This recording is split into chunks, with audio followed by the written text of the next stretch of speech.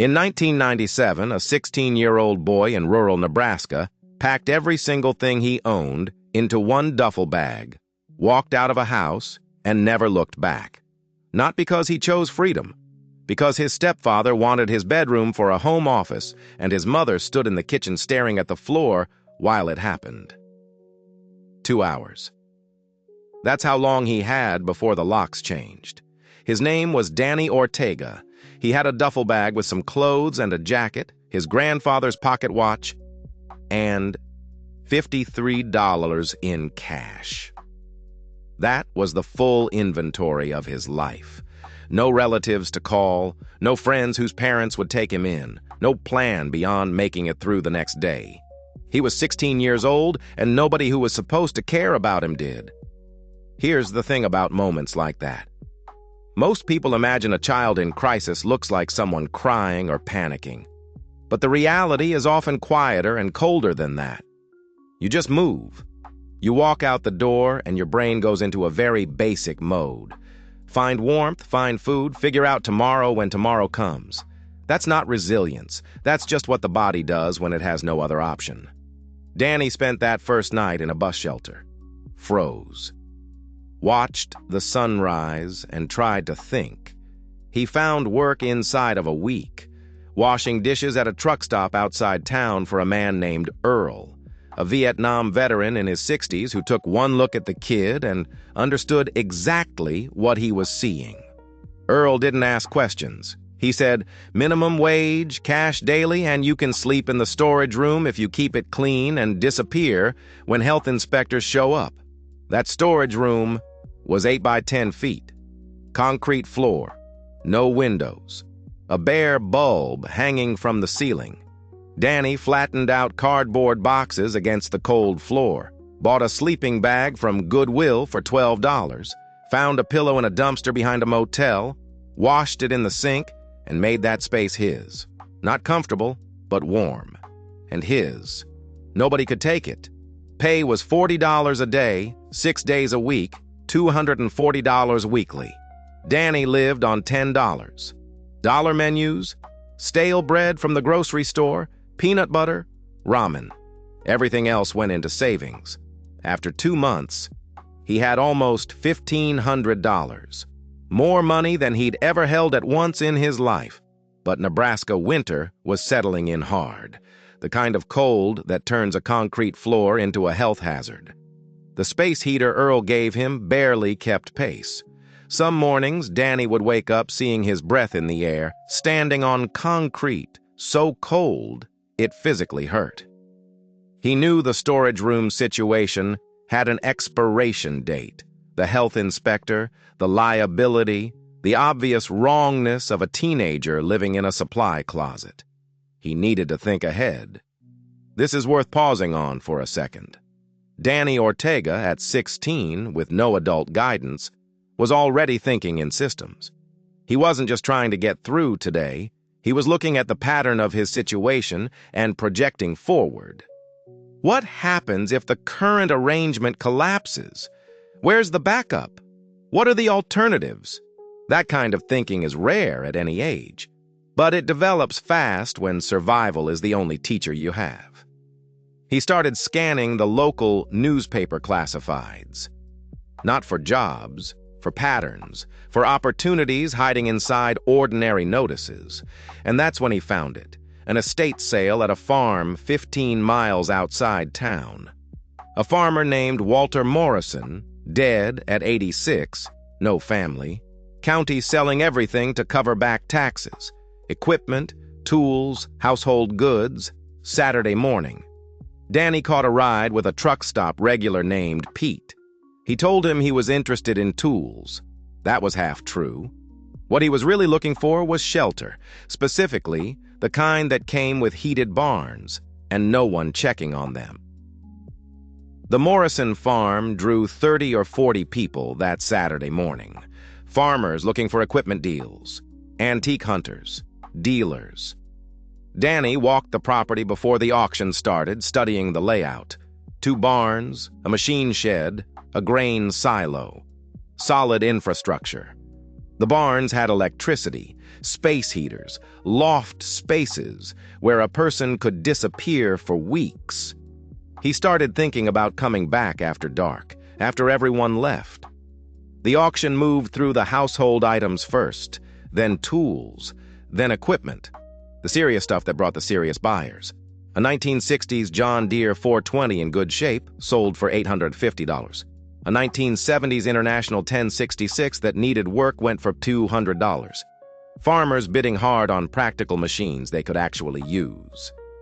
Then, the auctioneer got to the last item. A 1947 Farmall H, sitting in the far corner of the barn where it had apparently been abandoned decades ago and forgotten. Flat tires, rust covering every surface, paint so faded you could barely identify the original red. A bird's nest packed into the air cleaner housing. Mouse damage through the wiring. Weeds growing up through the cultivator at the rear. It looked less like a tractor and more like something a tractor had given up and become. The auctioneer started at $200, which was already generous given what he was looking at. Nobody moved. He dropped to $100. Silence. 75s. Nothing. The crowd was restless, watching the clock, ready to go home. Finally, with visible frustration, $50. Someone please give me $50 for this piece of American agricultural history so we can all go home. Danny raised his hand. He didn't think it through. Didn't calculate, just raised his hand because $50 felt like something, like owning something, even something ruined, was better than owning nothing. Later, he'd describe it as feeling like he understood that tractor, unwanted, pushed into a corner, left to rust, considered worthless. A few people in the crowd laughed. Good luck with that piece of junk, kid. He walked to the table, counted out $50 in small bills, and received a bill of sale written in pencil on a carbon form. He now legally owned a 1947 Farmall H that didn't run, couldn't run, had no obvious future, and, critically, he had no truck, no trailer, and no way to move it. He stood next to his purchase while the crowd loaded their purchases and drove away, alone, wondering what he'd just done. And that's when an older man walked over to him. He'd been at the auction all morning. Danny had noticed him. Tall, lean, wearing clean work clothes, hands worn from decades of labor. He'd watched the whole sale without bidding once. Just observing, evaluating, reading the room.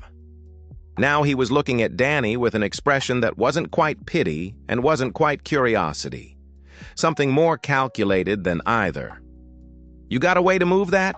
he asked, nodding toward the Farmall. "No, sir." "You got a place to put it if you could move it?" "No, sir." "You know anything about tractors?" "No, sir." A long pause. The man reading things in Danny's posture, his age, his situation, that Danny didn't know he was broadcasting. "My name is Frank Kowalski. I farm about 8 miles from here. I've got an empty barn bay and I don't use it anymore. You can store that tractor there for free if you're willing to work for me on weekends. Learn some things about farming and equipment, room and board included if you need it." Then he added, "Which I'm guessing you do, based on how you're standing there trying to figure out your next move." Danny must have looked like someone had just thrown him a rope while he was going under. Frank allowed himself a small smile, the kind that has seen a lot of life, and said, "I've seen that look before, son. Kid with no options, trying to figure out survival. I was you once, long time ago. Different circumstances, same desperate energy. You want the help or not? You want the help or not? Simple question. No performance, no sentimentality. A clear transaction stated plainly." Danny said yes. Frank hauled the Farmall to his farm that afternoon in 2 trips, the tractor on a flatbed borrowed from a neighbor, then Danny and his duffel bag. Everything Danny owned still fit in that one bag. But for the first time in months, he was going somewhere rather than just away from somewhere. Frank's farm was 200 acres, corn and soybeans, some cattle, equipment that was old but maintained, barns that were weathered but solid. The kind of place that bore one person's fingerprints across every organized corner of it. He showed Danny the barn bay where the Farmall would live. Concrete floor, good lighting, space heaters on the walls. Then he showed him the room. It had been hired hand quarters, built decades ago, empty for years. 12 by 12 feet, insulated walls, a real bed with a real mattress, a bathroom with a shower, a space heater, a window that looked out over the fields, running water, privacy, electricity. These things Danny had taken for granted his entire life until they were suddenly gone, and now they felt like staggering abundance. "This is yours for as long as you need it," Frank said. "No rent, no timeline. You work weekends, you learn, you keep the place clean, and you finish high school. I don't care how. School, correspondence, GED, but you finish. Education matters. Deal?" Danny said yes. His voice cracked. He was trying to hold it together. 16 years old, performing toughness, trying to act like this wasn't the first genuine kindness anyone had shown him in months. Frank saw right through it and didn't comment on it. He just said what he needed to say. "Danny, this isn't charity. This is an investment. I'm investing in you because I see something, the same thing someone once saw in me. You're going to work hard, you're going to learn, you're going to become someone who contributes. And someday when you're where I am now, you're going to help some other desperate kid figure out survival. That's how this works. That's why I'm doing this. Understand?" "Yes, sir." "Good. Dinner's at 6. Don't be late. And tomorrow we start on the tractor." They worked on that Farmall every weekend for 9 months. 8 to 10 hours each Saturday and Sunday. The first month was just cleaning. Pressure washing, scraping, wire brushing, stripping decades of accumulated dirt down to bare metal. Frank's philosophy was simple. You can't diagnose what you can't see. Cleaning is the foundation. Month 2 was methodical disassembly. Hood, fuel tank, wiring, seat. Every fluid drained. Frank made Danny photograph everything, label all the hardware, document every step. He said, treat it like surgery. Careful, deliberate, respectful of what you're working with. Month 3, they pulled the engine. The engine was seized, pistons frozen in the cylinders by decades of moisture and corrosion. Frank showed Danny how to soak it in penetrating oil, apply leverage without breaking anything, and be patient while it moved. Millimeters first, then inches, then finally free. The way Frank taught wasn't by doing things for Danny. He'd explain, then watch Danny attempt it, correct him when he was wrong, encourage him when frustration showed up, and repeat the process until the lesson stuck. He told Danny early on, mistakes are part of learning. Perfection isn't the goal. Understanding is the goal. That distinction matters. There's a specific kind of teacher who makes you feel stupid when you don't already know something, as if not knowing is a moral failure. Frank was the opposite. He treated every gap in Danny's knowledge as simply the starting point, neutral information to be addressed. You don't know this yet. Fine. Now you will.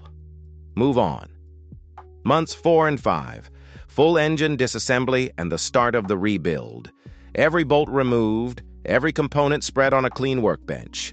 Frank named every part, explained every function, traced how everything connected. Then they ordered what needed replacing: gaskets, bearings, piston rings, valves, and Frank taught Danny to read micrometers, measure tolerances, and make judgment calls between what could be reused and what was done.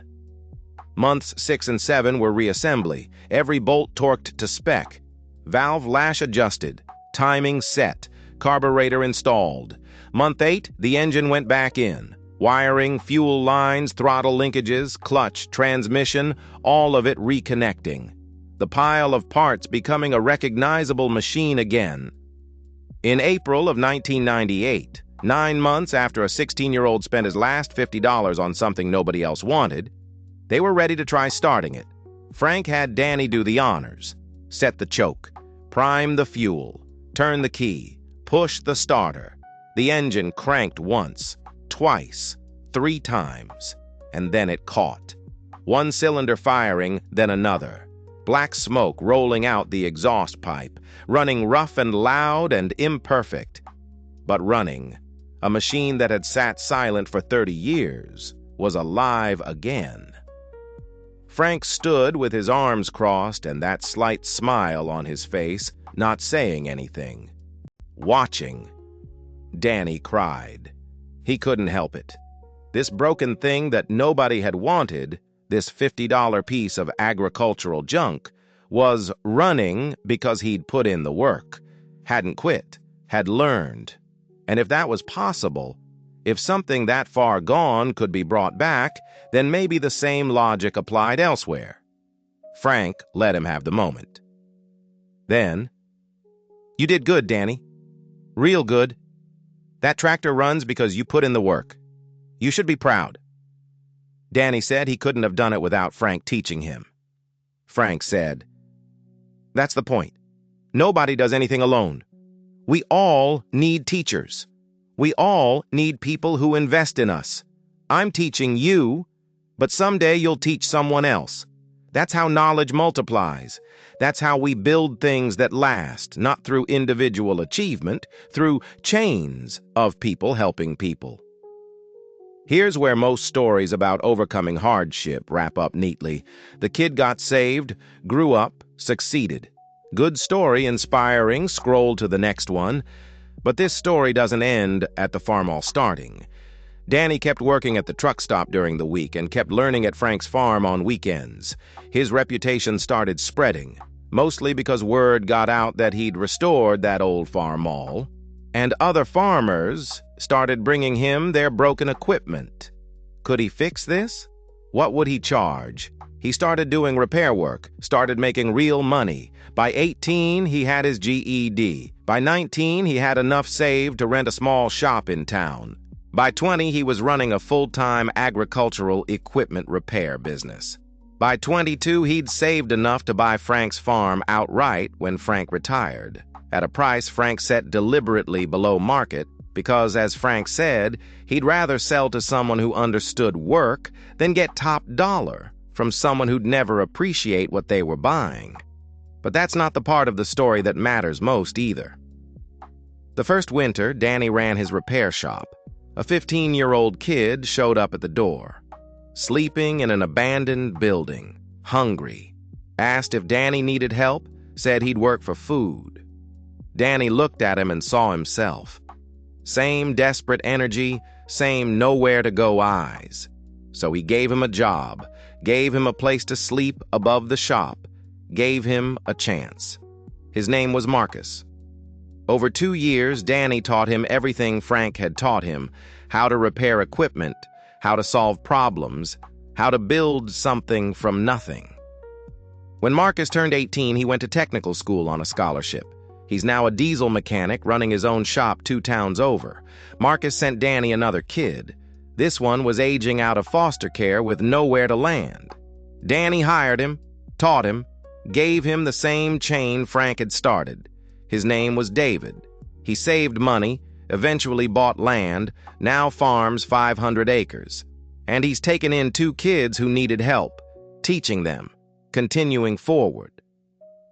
Over 25 years, Danny has employed 17 kids who had nowhere else to go, kicked out, aging out of foster care, running from bad situations, needing someone to decide they were worth the risk. He's taught them all the same things Frank taught him. 11 of them now own their own businesses. 4 are farmers. 2 are teachers. All of them are giving back, creating their own chains. Think about what Frank Kowalski actually did at that auction in 1997. He was a 60-something farmer watching the crowd, and something in him decided to stop and talk to a 16-year-old kid who had just spent $50 he clearly couldn't afford on a tractor he had no plan for. He didn't have to. Nothing required it. Most people would have driven home. Frank made a different calculation, not out of sentiment, but out of a specific understanding that potential doesn't announce itself with credentials or stability. Sometimes it announces itself with desperate, impractical choices made by someone who has nothing left to lose. That judgment call eventually produced 17 adults who wouldn't have had their footing otherwise. 11 businesses, 4 working farms, 2 teachers currently in classrooms, dozens of the next generation now being helped by the people Frank's original decision set in motion. The original Farmall H still sits in Danny's shop. Restored, painted, maintained. It doesn't work as a tractor anymore. That's not the point of keeping it. It sits as a physical object that represents a question Danny asks himself regularly. What is something actually worth? Because the crowd at that auction in 1997 knew exactly what a seized, rusting, bird-nested, mouse-wired 1947 tractor was worth. They had the practical knowledge and experience to evaluate it correctly.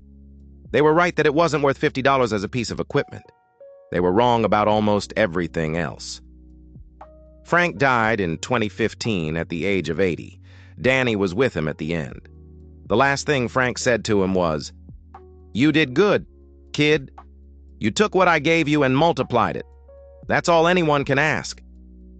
Danny Ortega is 43 now. He owns a successful business and the farm Frank sold him. He has savings, security, a life he couldn't have imagined from that bus shelter in 1997. But when he describes what he owns, he doesn't lead with the business or the farm. He leads with the chain. 17 kids who became functional adults who are now building their own chains. And there's a question buried in all of this that's worth sitting with. Why do we so often make the same mistake as those practical farmers at the auction? We look at a person in crisis, chaotic, homeless, desperate, without credentials, and we run the same calculation the crowd ran on the Farmall. Not worth the investment. Too much work. Someone else's problem. What Frank understood and what Danny has spent 25 years proving is that the math runs in exactly the opposite direction. A broken machine left in a barn stays broken. A broken person given a structured chance, actual teaching, and time. That's an entirely different equation. The ROI on believing in people who have stopped believing in themselves is, historically, extraordinary. Ask the 17 people who can prove it. If this story landed with you, drop a comment below about a teacher, a mentor, a stranger, or even an unexpected moment that changed your trajectory. More often than not, the turning point in a life doesn't look the way we expect it to. Sometimes it looks like a broken tractor and $50. Sometimes it looks like an old farmer who decided to stop and ask one question. And if you're in a position right now where you could be that person for someone else, you might want to think carefully about what you do next. The chain is still growing.